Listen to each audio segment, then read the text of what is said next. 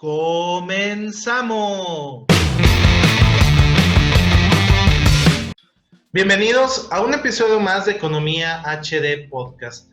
El día de hoy vamos a hablar sobre el tipo de cambio y qué es lo que ha pasado durante todo el año en la relación pesos por dólar. Les doy la bienvenida, un servidor, Adrián de la Cruz, y saludo a nuestros colaboradores de Economía HD. Desde el Reino Unido nos acompaña Luis Reyes. ¿Cómo estás, Luis? Hola, ¿qué tal? Muy bien, gracias. Me da mucho gusto estar aquí platicando con ustedes el día de hoy. Gracias, Luis. Ahorita vamos a charlar. Y desde Acapulco, Guerrero, nos acompaña Iván Oreña. ¿Cómo estás, Iván? Bien, muchas gracias por la invitación y bueno, también saludos a tu amplio auditorio. Y la otra, pues paradójicamente regresamos cuando están más altos los contagios, pero bueno, bien aquí cuidándonos en sana distancia. Sí, eso es una recomendación para todas las personas y más para nuestros visitantes que se cuiden mucho. Recordarles si eres nuevo, es la primera vez que nos ves, pues bueno, este es un capítulo, un serial que ya tenemos varias semanas llevándolo a cabo, entonces puedes ver el video aquí desde el principio y pues invitarlos a que no se pierdan ninguno de nuestros capítulos. Entonces, también la descripción de cada uno de nuestros perfiles puedes ver en la parte de abajo, en la bio, por si te interesa más, o en los capítulos anteriores hablamos un poco más de eso. Entonces, sí, entrando en materia, este año ha sido un año complicado para la economía de todas partes del mundo, y uno de los indicadores que es más sensible, pues es el tipo de cambio. Entonces tuvimos un tipo de cambio que rebasó los 25 pesos por dólar y recientemente comenzó a bajar, ahora con un ligero repunte. Entonces, ¿por qué ha pasado eso? ¿Qué ha pasado en estos últimos meses que ha propiciado ese efecto hacia arriba, después un rebote hacia abajo y ahora parece que va de nuevo hacia arriba? No, ¿quién? ¿Quién se anima? Bueno, sí, ok, mira, yo creo que aquí pasó una cuestión muy interesante. Yo estaba revisando en lo que podría ser, para analizar el tipo de cambio en México, tenemos que ir a las experiencias que tenemos a partir de 94. ¿Por qué? Antiguamente no podemos tomarlo mucho como referencia porque era un tipo de cambio fijo.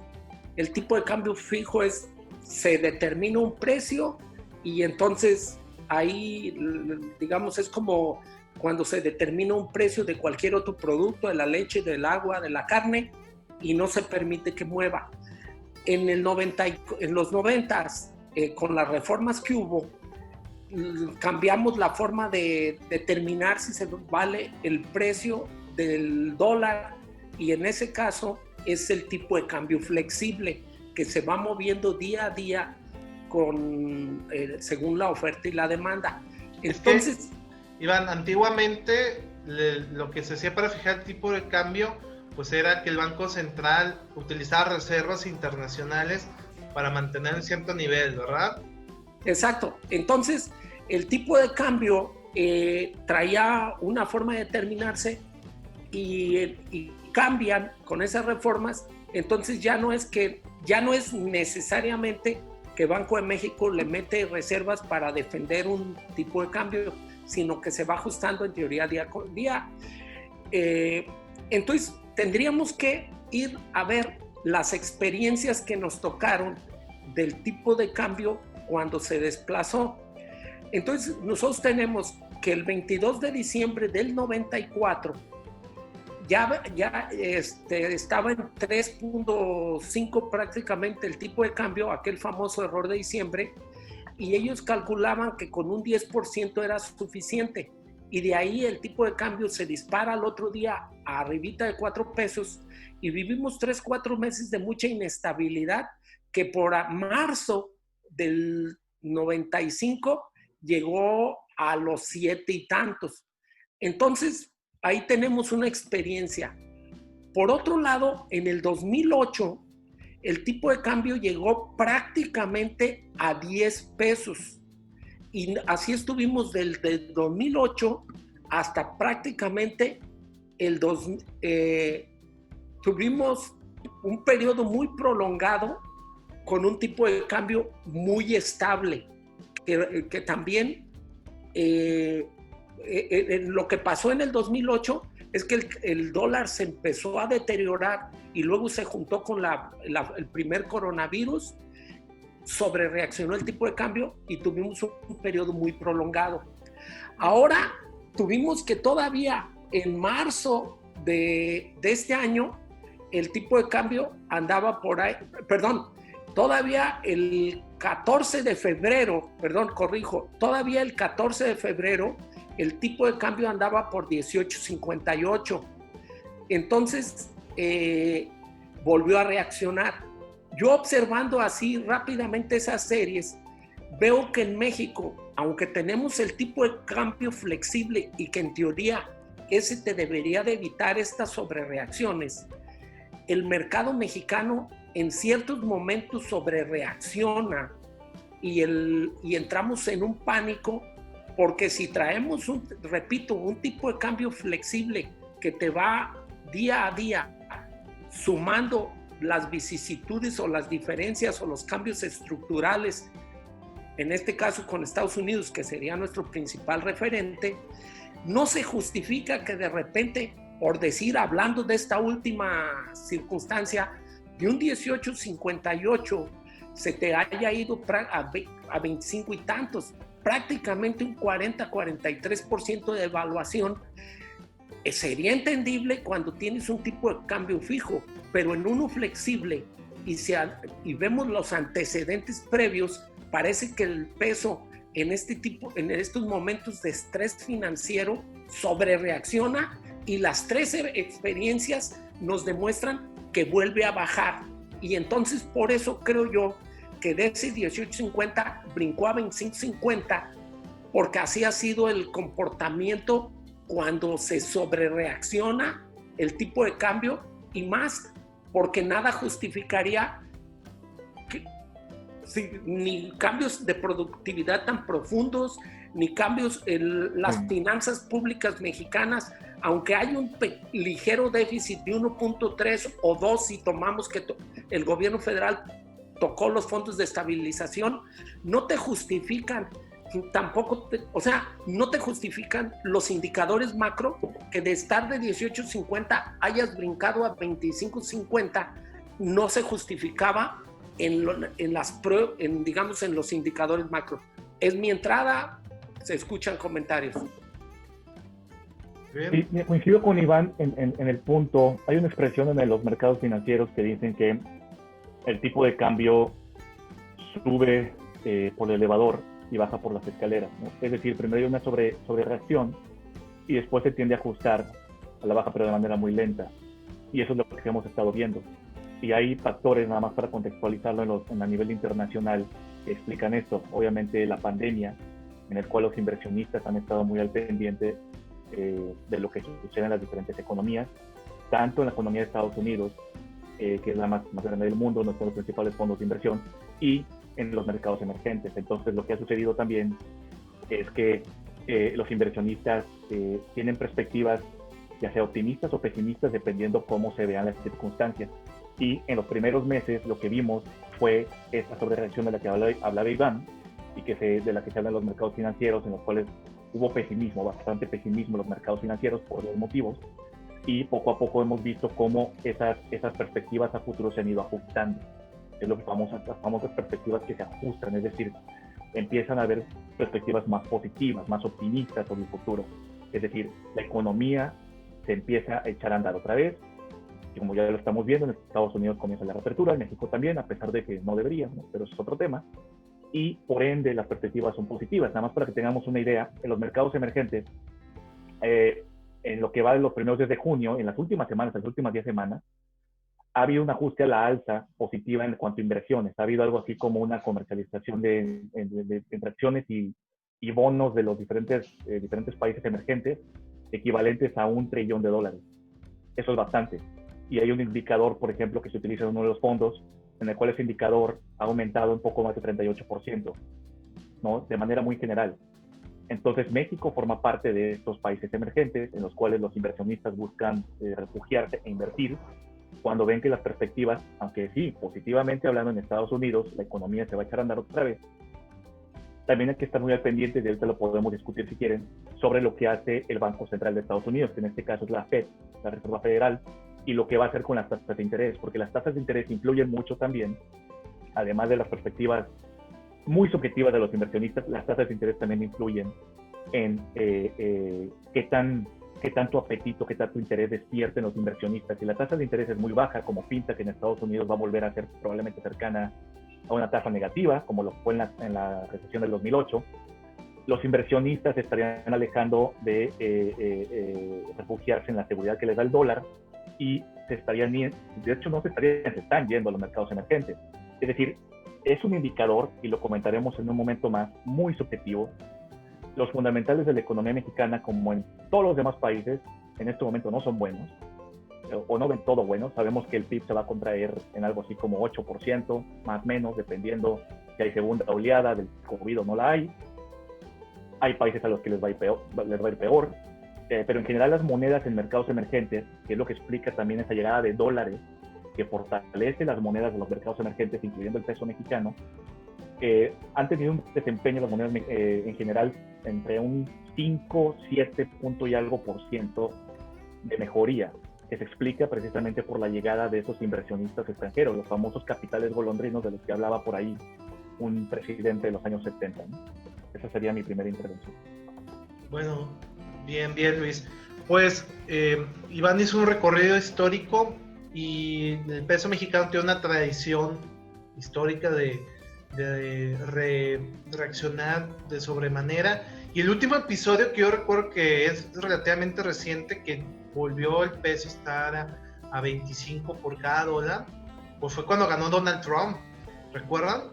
Que también sí.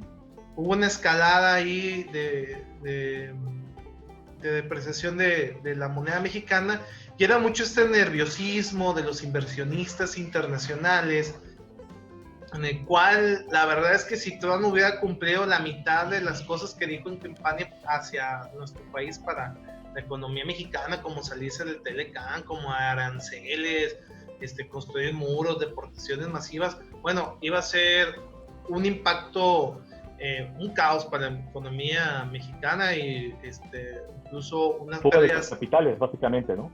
Fuera de capitales y también pues de exportaciones. O sea, se hubiera sido un golpe ahí para el PIB y a lo mejor hemos tenido ahí un crecimiento negativo, pero no pasó. Entonces volvió otra vez, digamos, a su nivel de tipo de cambio, y ahora tenemos este contexto actual. Y también observar y mencionar que el tipo de cambio en los últimos años ha reaccionado más a cuestiones internacionales, no tanto nacionales. Es decir, internamente se han hecho relativamente bien las cosas. También podemos tener todo un programa hablando de los últimos 2 años, pero en términos generales han estado de buenas a regular, ¿no? Pero los shocks han sido más bien shocks externos, y eso ha impactado el tipo de cambio. Y eso nos lleva al siguiente cuestionamiento: ¿qué tan importante es el tipo de cambio para la economía mexicana? Las personas es probablemente el indicador que más conocen. Tú le puedes preguntar a la gente cuánto fue el PIB el año pasado, cuánto creció la economía este trimestre, el IGAE, que es el mensual, de cuánto fue, cuánto está la inflación, cuánto está el tasa objetivo, cuánto fueron las remesas, que son variables macroeconómicas también importantes, y la verdad es que no lo conocen, pero el tipo de cambio sí. Entonces el tipo de cambio es incluso una variable que se observa de forma diaria, y la gente tiene una percepción. Entonces también siento que le dan muchas atribuciones al tipo de cambio y hacen un paralelismo con la situación económica. Si la moneda está cayendo es que la economía está muy mal, si el peso está apreciando es que estamos muy bien, y entonces tenemos ahí después unos contextos políticos entre dos grupos claramente que existen en el país que siempre tienen pugna por el tipo de cambio. Pero bueno, traerlo aquí a la mesa, ¿qué tan importante es para ustedes el tipo de cambio y la relación con la economía? ¿Empiezo o empieza Luis? Adelante, Iván. Iván. Ok, mira, yo creo que aquí yo entraría con la definición de lo que es la inflación. Es el incremento sostenido y generalizado de los precios. Entonces, nosotros para entender la importancia del tipo de cambio, y ahora lo voy a conectar con esa definición, tenemos que separar entre bienes comerciables y bienes no comerciables. Los bienes comerciables, por decir así, el típico es 1 kilo de oro, pues es un bien comerciable porque yo lo puedo vender en Monterrey, en la Ciudad de México, en Acapulco, en Shanghái, donde sea, y es un bien comerciable internacionalmente. Pero por otro lado, luego tenemos bienes no comerciables internacionalmente, como podría ser un local en San Pedro. Ese, pues no, es un bien no comerciable internacionalmente porque ya está en un lugar determinado y no lo puedo sacar. Entonces la economía mexicana, ahí creo que sufrió un cambio estructural de los 80s cuando había una devaluación y prácticamente al otro día subía los precios. Aquí se logró porque además no está respaldado con un fenómeno de incremento monetario de la base monetaria. Entonces, cuando tú tienes un incremento en el tipo de cambio, y hay un estudio muy interesante que hizo el subgobernador Ramos Francia, que lo que se llama en la jerga el pass-through tarda hasta 2 años. O sea, una devaluación, si el tipo de cambio se hubiese quedado en 25.50, a lo largo de 2 años, o sea, hasta el 2022, hubiésemos terminado de ver el efecto total. No quiere decir que no haya efecto, empieza a haber un efecto porque los agentes económicos ya han aprendido si es permanente o no. Entonces, no inmediatamente, porque hay costos en términos de reetiquetar, hay muchas cuestiones. Entonces, como que los agentes tardan un poquito en reaccionar a los ajustes. Y parece que no son tan inmediatos. Y como prueba lo podríamos tener cuando el tipo de cambio se va a 25, pues prácticamente un 40 y tantos %, y la inflación siguió siendo un 0.8. Entonces, realmente el efecto es muy marginal en el corto plazo. Ahí vemos un cambio estructural de la economía mexicana y además que no viene acompañado del, digamos, esto es como para que hubiera un incendio. Se necesita la gasolina, pero también se necesita quien aviente el cerillo.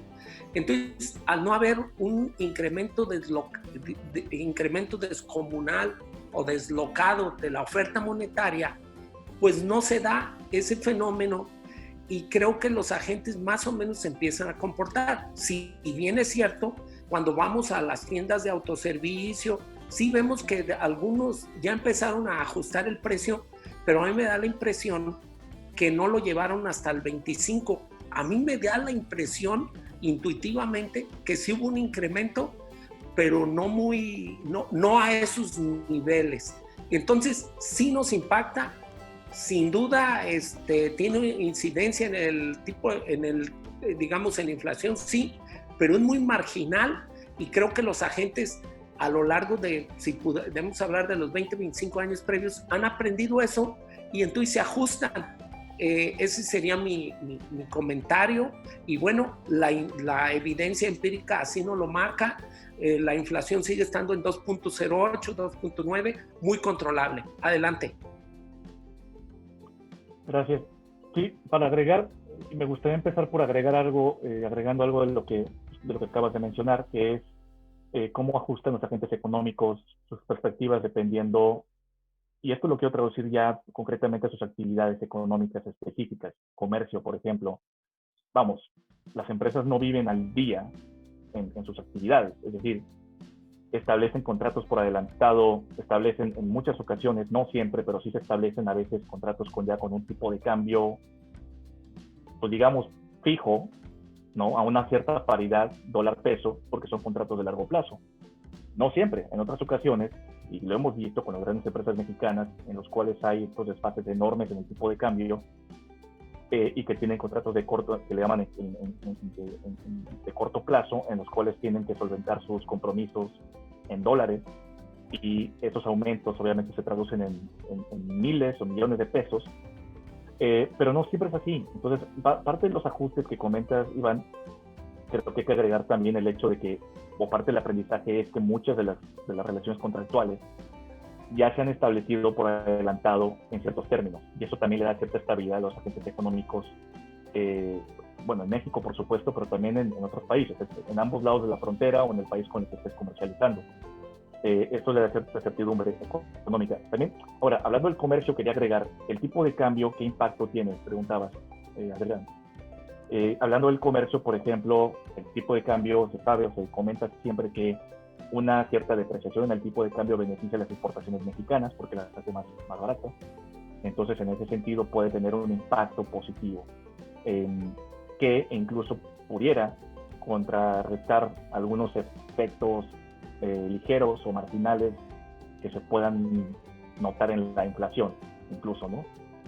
Obteniendo esa cantidad de dólares que entran al país, se traduce en que hay una cierta estabilidad monetaria.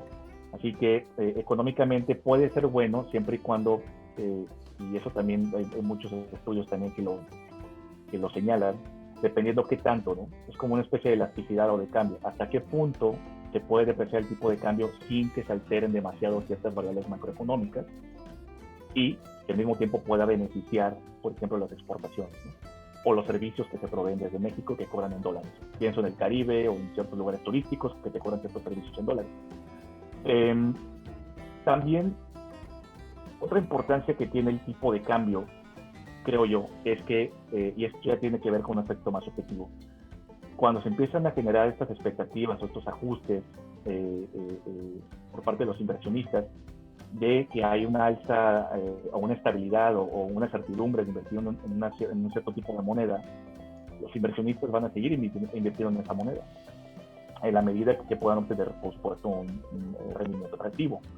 Y en ese sentido, el tipo de cambio puede llegar a representar, de hecho lo es en este momento, junto con otros países emergentes, representa un elemento que, aunque subjetivo, puede ser, digamos, y reitero, es subjetivo y no es algo que aparte de los fundamentos económicos, pero puede llegar a ser un elemento que contribuya a atraer capitales al país, ¿no?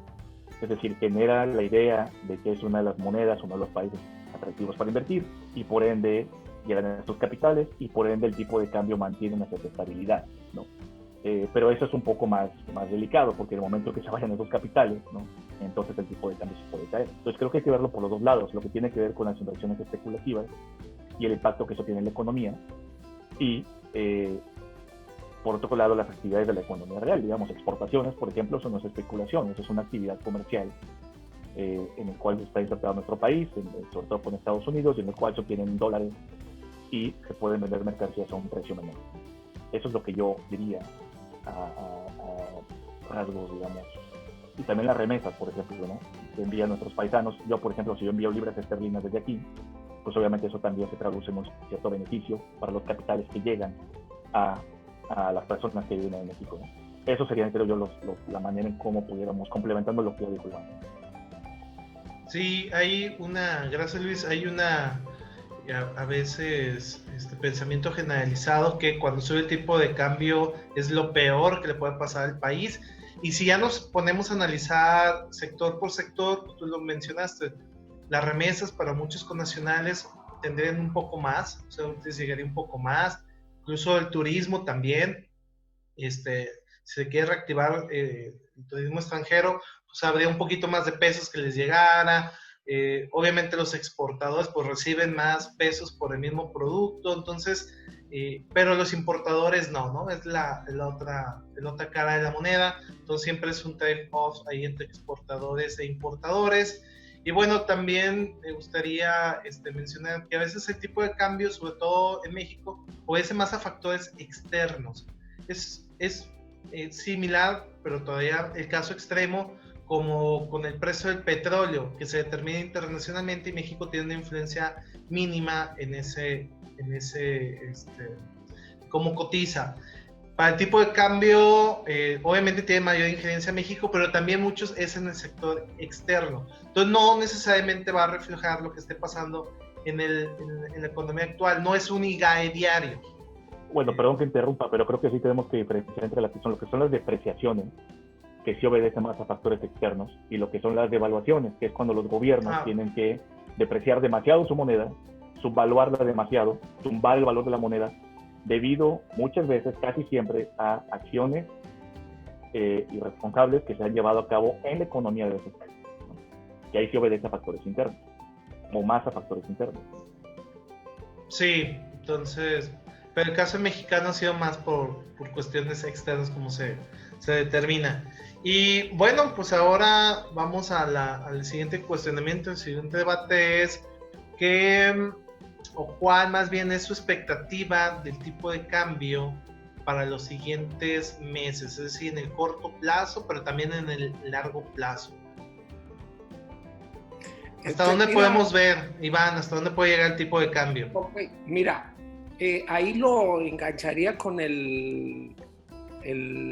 lo que comentaba Luis, y ahí sí permíteme, Adrián, diferir un poquito de ti. Yo creo que sí han habido algunos factores internos que han impactado, y yo sí ya no espero el tipo de cambio a 18.58 como estuvo en febrero, porque sí creo que hubo unos cambios fundamentales, por lo menos en términos de percepción, y yo creo que sí podríamos hablar. Yo ya no pienso ver el tipo de cambio a esos niveles, porque sí ha habido, por decir, el ambiente a la inversión, tanto extranjera como a la interna, la relación de la Presidencia de la República con el sector privado dista de ser lo mejor. Esa intentona de que la están parando en la Suprema Corte hasta ahorita de las energías limpias, aunque no lo logren, ya trastocó la confianza. Entonces yo sí creo que fue una sumatoria de factores externos, pero que aquí también, con un mal diseño de políticas públicas para mitigar los males de la pandemia. Entonces sí creo que sí hubo yo ya no yo creo que difícilmente va a regresar a sus niveles, o ya no sería su nivel de equilibrio. Si bien yo soy de los más acérrimos partidarios de que sobrereaccionó el tipo de cambio a los 25.58, y lo escribí en marzo, también creo que ya no va, porque si hubo cambios estructurales, se perdió reputación, el ambiente no es el propicio. Por otro lado, como decía Luis, sí son un incentivo para hacerlos más competitivos, porque en efecto se da un efecto sustitución en bienes comerciables. Las exportaciones mexicanas se hacen más atractivas al exterior con un tipo de cambio depreciable, pero al interior ya hay un efecto sustitución, que el producto mexicano con el extranjero también se hace más competitivo por ese efecto sustitución. Pero, y a una cosa más, en el 2018, el déficit que presentamos en la balanza de pagos, la suma de comercial y servicios, fue del orden de 23,000 millones de dólares. Y en el 2019 fue de 2,300, o sea, prácticamente logramos abatirla. Entonces, si tú me hubieses preguntado, yo creo que el tipo de cambio que teníamos en febrero podría estar en su equilibrio, por ahí de 18, 19, porque las cuentas las teníamos más o menos equilibradas, es mi punto de vista. Como bien tú dijiste, cuando lo de Trump también sobrereaccionó. Estaba yo viendo la serie, no a 25, casi llegó a 22. Entonces, yo sí creo que aquí fueron una suma de dos factores y creo que el nuevo equilibrio ya no es el que teníamos. ¿Hasta dónde va a llegar?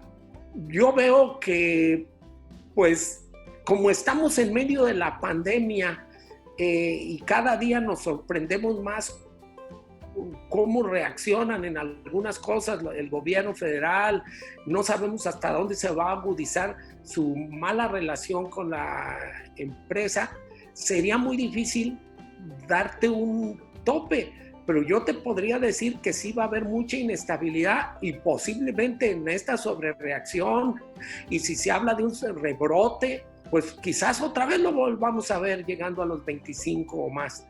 Pero si me dijeras cuál es su nivel de equilibrio en función de los fundamentales, que parece ser que en el mediano y largo plazo, así pasó en el 94-95, así pasó en el 98, cuando llega prácticamente a 10 y hasta el 2008 se mantiene en 10. Luego, o sea, entonces si tú me dijeras, yo creo que ahorita su nivel de equilibrio debería de andar entre 21 y 22. Ya abajo no lo veo, porque sí, diría yo, hubo un cambio en los fundamentales de la economía mexicana. Ese sería, pero ponerse a especular, lo que llaman nuestros amigos, hay un tema que es el spread. El diferencial entre compra y venta es tan amplio que probablemente si ustedes ahorita quieren vender sus dólares, difícilmente se los compran a 21, pero si quieren irlos a comprar, el spread debe andar en 1.50. Entonces, ponerse a especular si no tienen la información correcta, yo creo que ahorita es un buen momento, está 22, es un precio justo, pero meterse a especular es peligroso. Si los van, yo no les recomendaría ahorita venderlos abajo de 20, pero no les recomendaría comprar arriba de 24, y que por el spread ya estamos en esos niveles a la compra y venta. Adelante. Sí, yo sí coincido que tenemos un diferente equilibrio, y no solamente lo compararía con o en función del equilibrio que teníamos internamente, es decir, no solamente en referencia a nuestra propia realidad económica mexicana, sino entendiendo que debido a que la caída a nivel global va a ser tan fuerte, eso también influye en los fundamentales económicos, no solamente de México, sino de la economía en general del mundo y de muchos países, ciertamente también de Estados Unidos, donde tenemos una relación muy estrecha. Y creo que más bien va por ahí el hecho de que el nuevo equilibrio en el tipo de cambio, que no sé si es un poco lo que estabas intentando también decir, Iván, pero creo que va más por ahí. Ese equilibrio, en este caso, creo que va a obedecer más partiendo de una base o sobre todo debido a las condiciones económicas globales, debido a la pandemia. Ahora, si a eso agregamos, por ejemplo, en el mediano plazo, no olvidemos que vienen las elecciones y no olvidemos que a Donald Trump le encanta tomar a México como una piñata. Es probable que veamos cosas así, ¿no? Que veamos cosas que duren 2 o 3 días, de alguna pataleta o algo que diga el presidente Trump que afecte los mercados y que le pegue a México, y que eso probablemente se va a ajustar también otra vez a la baja, pero que son cosas que podemos ver, ¿no? Y que son cosas que ponen nerviosos también a los inversionistas y por supuesto al gobierno mexicano. Yo no creo o no esperaría ver un tipo de cambio superior a los 25 pesos o que llegue a los 25 pesos, pero también, como dicen, ceteris paribus, es decir, si mantenemos ciertas cosas constantes, si, como decía Iván, no hay y lo comenté yo también en mi intervención anterior, que si no hay un rebrote, que si los fundamentales de la economía mexicana no se ven todavía más afectados, porque de 7.5% de una caída en el PIB nos podemos ir a 8.5 o un poco más, entonces, solamente en esas condiciones, probablemente el tipo de cambio no se tambalee tan gravemente. Si vemos un rebrote Y si eso viene acompañado con otros efectos inesperados que a veces no vemos, como lo que pasó con el tema del petróleo hace unos meses, si eso viene acompañado de incertidumbre con nuestro vecino del norte en Estados Unidos, que esté ligado a la contienda electoral, y que eso afecte a México durante todo ese proceso. Es decir, creo que puede haber un cierto cóctel ahí de cosas, unas más de corto plazo y otras más de forma estructural, que van a afectar a la economía en los siguientes 2 años. Y aquí el 2020, que algunos esperan que haya una recuperación más o menos para el final del primer trimestre, yo no creo, sinceramente. Creo que, siendo optimistas, podemos ver algo más o menos a mitad del próximo año. Solamente así creía yo, manteniendo nuestras condiciones, que el tipo de cambio no se debería disparar tanto hasta los 25. Pero sí creo que es posible. ¿Sí me explico? Creo que es posible en esas circunstancias que acabo de describir, y no las debemos descartar. Finalmente, la forma en cómo se comportan los mercados es una forma muy subjetiva que obedece a perspectivas de optimismo, pesimismo. Ahorita, ahí sí no sé si estar tan de acuerdo con Iván en lo que decía. Estoy de acuerdo en lo que dijo sobre el gobierno mexicano, en eso coincido, pero me temo que debido a la incertidumbre que hay a nivel mundial y a cómo pinta que los mercados emergentes van a seguir moviendo los intereses de los inversionistas, de estos que especulan, el presidente López Obrador probablemente tenga bastante suerte y pueda ver que muchos de estos inversionistas sigan invirtiendo en México, a pesar de que los fundamentos de la economía no explicarían mantener un tipo de cambio similar al que tenemos el día de hoy, por ejemplo. Solamente guiados por esos intereses objetivos y debido a que los mercados emergentes, debido a las tasas al diferencial que hay de las tasas de interés con respecto a las tasas de Estados Unidos, sí creo que va a seguir habiendo una inversión importante en mercados emergentes. Esto es una especie de tendencia que va a continuar unos meses más. También hay que tener cuidado y ver hasta cuándo va a durar esa tendencia, porque algo que sí me pone nervioso en lo personal, que mencionaba Iván, de los 90, es que así como los mercados pueden confiar en un país de invertir, el día de mañana pueden sacar sus capitales. De hecho, hay muchas notas por ahí de cómo hubo fugas de capitales en los primeros meses de la administración de López Obrador, a principios de este año también, ¿no? Y ahorita durante la pandemia pareciera que curiosamente las cosas están jugando a favor de los intereses del gobierno. Entonces yo no pensaría que incluso con fundamentos económicos débiles veamos una debilidad en el tipo de cambio, ¿no? Okay. Muy bien, Luis. Pues yo, para cerrar esto, yo veo un tipo de cambio más volátil que ustedes mencionan. Yo sí puedo ver un tipo de cambio que esté por encima de los 25, y sobre todo si se cumplen algunos o se presentan algunos acontecimientos más del orden político. Por ejemplo, si el petróleo vuelve a caer, ahora con la campaña de Donald Trump, que hace 4 años también inyectó mucha volatilidad de tipo de cambio, entonces ahorita con un tipo de cambio más alto, el techo lo puedo ver por encima de 25.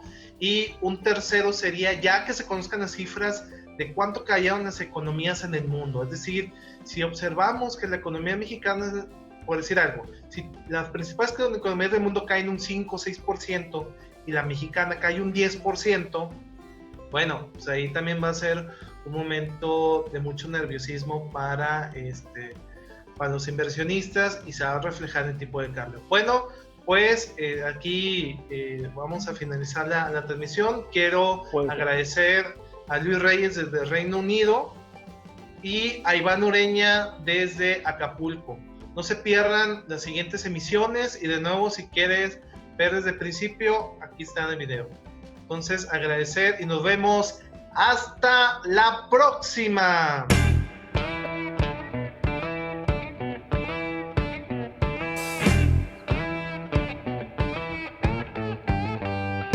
Hasta la próxima. Gracias. Yo tampoco descarto que pueda romper la barrera de 25, ¿eh? Ok, muy bien. Queda registrado para el final. Entonces, nos vemos hasta la próxima.